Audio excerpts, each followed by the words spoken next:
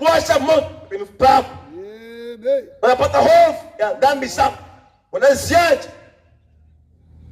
Wezi kwenda kuruka na denge yako, wewe ni muhuni ba.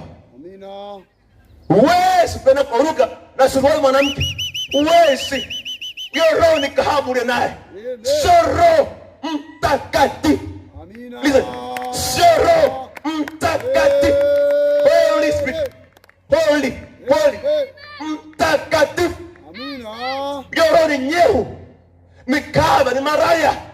Sio roho kweli. Roho kweli akija, kila kongo, kila wavu kifungo anafungua. Kuna Roho Mtakatifu kweli. Kuna roho kweli. Yani una hereni, pete,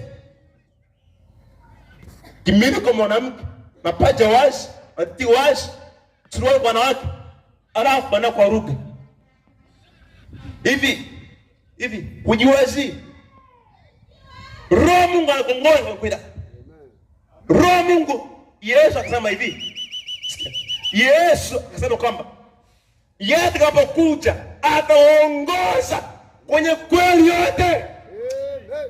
Mwelewi? Yeye atakapokuja, hiyo nguvu ya juu ikishuka inakuongoza kwenye kweli yote. Utaacha wiki mwenyewe, utaacha mwenyewe, utaacha kupiga puchu mwenyewe, utaacha mpira mwenyewe. Atakapokuja Roho anakuja kweli. Amina. Amen.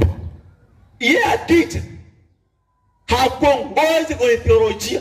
Amina. Yeye ni mwalimu. The teacher, the most mighty teacher, Holy Spirit. Yeye akija anakutia kwenye kweli, maana yeye ni kweli. Yeye ni kweli. Yesu akasema kwamba Roho akija atatoa ya kwangu, atayatoa ya kwangu, atawajazeni. Amina. Atayatoa ya kwangu, alafu ataongoza kwenye kweli. Roho gani huyo mko naye? Na soma na kimini, mbona inakuwa makalio, wig, rasta, makeup, wanja, lipstick, damu za watu na mwili wako. Unaronda gani? Na pasta kwa kwambi. Na nabii akwambi.